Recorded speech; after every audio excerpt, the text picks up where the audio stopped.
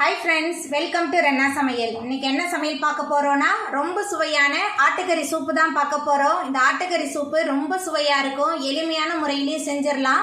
குழந்தைகளும் இந்த ஆட்டுக்கறி சூப்பை ரொம்ப விரும்பி சாப்பிடுவாங்க. எளிமையான முறையில் ரொம்ப சுவையா செய்யக்கூடிய இந்த ஆட்டுக்கறி சூப்பை எப்படி செய்யறதுன்னு வாங்க பார்த்தரலாம்.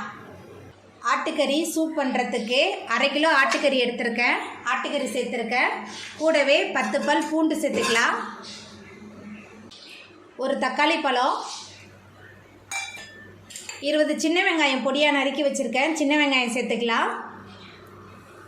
மஞ்சள்தூள் 1 ஸ்பூன் சேர்த்துக்கலாம். மிளகு முழுசாக தான் போடுறேன், 1 ஸ்பூன் போடுறேன். அதுக்கப்புறமா சீரகம், சூப்புக்கு தேவையான அளவுக்கு உப்பு சேர்த்துக்கலாம். கூடவே நல்லெண்ணெய் கொஞ்சம் சேர்த்துக்கலாம். நமக்கு சூப் எவ்வளோ தேவையோ அதுக்கு தேவையான அளவுக்கு தண்ணி சேர்த்துக்கலாம். தண்ணி சேர்த்துட்டு நல்லா கலந்து விட்டுடலாம். தண்ணி சேர்த்துட்டு கலந்து விட்டாச்சு. நான் மிளகு சீரகலாம் முழுசாக தான் சேர்த்துருக்கேன். மிளகு சீரகம் முழுசாக சேர்க்கும் போது அதோட எசன்ஸ்லாம் சூப்பில் நல்லா இறங்கிடும். குழந்தைங்களுக்கும் காரம் அவ்வளோவா தெரியாது. பெரியவங்க சாப்பிட்ற மாதிரி இருந்தால் நம்ம சூப் வச்சு முடித்த பிறகு கொஞ்சமாக மிளகு சீரகத்தெல்லாம் பொடிச்சிட்டு சூப்பு மேலே தூவி நம்ம குடிக்கலாம். இப்போ இதில் மேலால் கொஞ்சமாக கொத்தமல்லி தழை தூவிடலாம். ரொம்ப எளிமையான சூப் தான், ஆனால் உடம்புக்கு ரொம்ப நல்லது. கொத்தமல்லி தழை தூவிட்டு ஒரு மூடி போட்டு நம்ம வேக வச்சிடலாம்.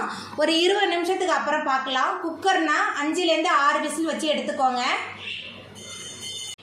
மட்டன் சூப் நம்ம ரெடி பண்ணி அடுப்பில் வச்சு 20 நிமிஷத்துக்கு மேலேயே ஆகிட்டு திறக்கும் போதே நல்லா கமன் வாசனையாக இருக்குது. நம்மளோட மட்டன்லாம் நல்லா வெந்து நம்மளோட மட்டன் சூப் சூப்பராக ரெடி ஆகிட்டு. இதுக்கு தாளிப்புலாம் எதுவுமே வேணாம். ரொம்ப சுவையாக இருக்கும் இந்த மட்டன் சூப். இப்போ நம்ம அடுப்பு ஆஃப் பண்ணிடலாம். அவ்வளோதாங்க, ரொம்ப சுவையான ஆட்டுக்கறி சூப்பு சூப்பராக ரெடி ஆகிட்டு. இந்த ஆட்டுக்கறி சூப்பு ரொம்ப சுவையாக இருக்கும். இந்த சுவையான ஆட்டுக்கறி சூப்பை நீங்களும் உங்கள் வீட்டில் செஞ்சு பாருங்கள். இந்த வீடியோ உங்களுக்கு பிடிச்சிருந்தா லைக் பண்ணுங்கள், ஷேர் பண்ணுங்கள், கமெண்ட் பண்ணுங்கள், சப்ஸ்கிரைப் பண்ணுங்கள். அப்படியே பக்கத்தில் உள்ள பெல் பட்டனையும் கிளிக் பண்ணிடுங்க. நன்றி.